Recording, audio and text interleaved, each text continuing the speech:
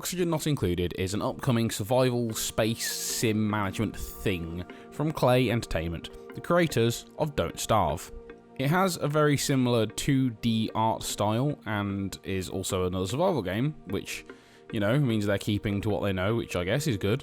This time, however, instead of looking after the needs of a single person, you must manage an entire space colony, starting out with only 3 and eventually sprawling into possibly huge sizes, if you can live that long.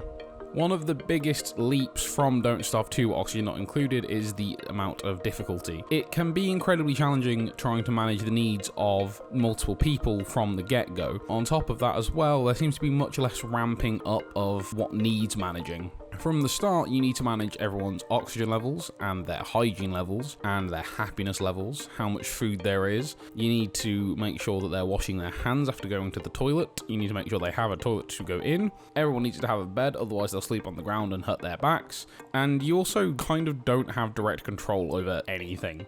The game sort of plays like you're ringing up a friend and having them play for you while streaming to a live stream.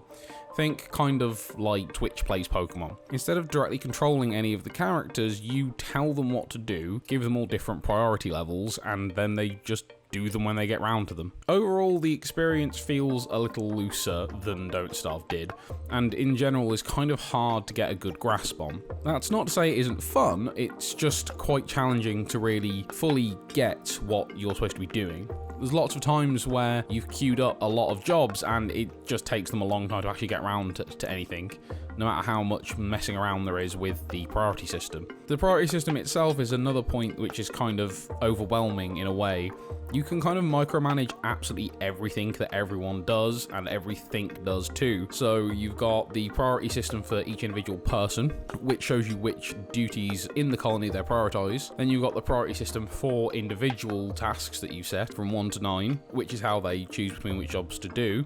You've then got things like storage containers, which each have an automatic filter system which is just turned off. For instance, if you place a storage container or this bottle emptier that I put down, it won't actually do anything until you've opened it and clicked filter yes on things.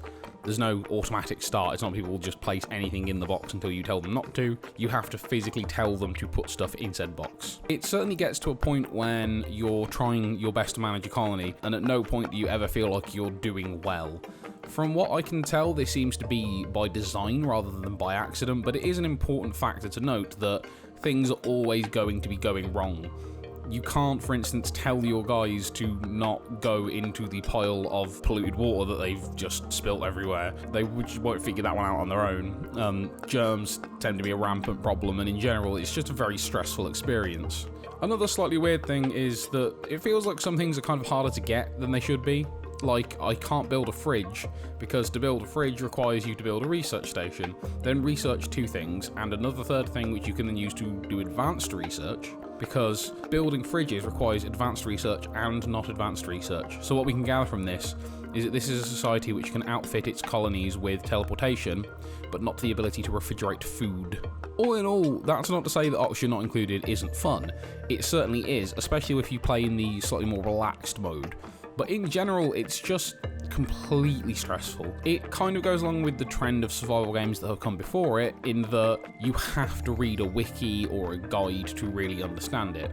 There is a tutorial this time, and it is technically possible to get through most of the game without reading anything. For instance, until the recording session for this exact video, I actually hadn't looked at the wiki, but I had to eventually look up what overpressuring my ventilation pipes was. Also, how to get rid of my water, which so far I think the only way to get rid of polluted water that I found is to just dump it in a hole, and I think that's it.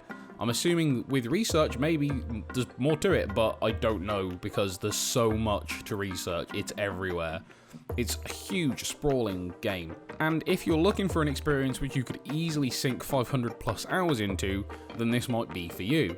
Overall, Oxygen Not Included is a fun, if slightly overwhelming experience, which allows you to micromanage down to a very small degree.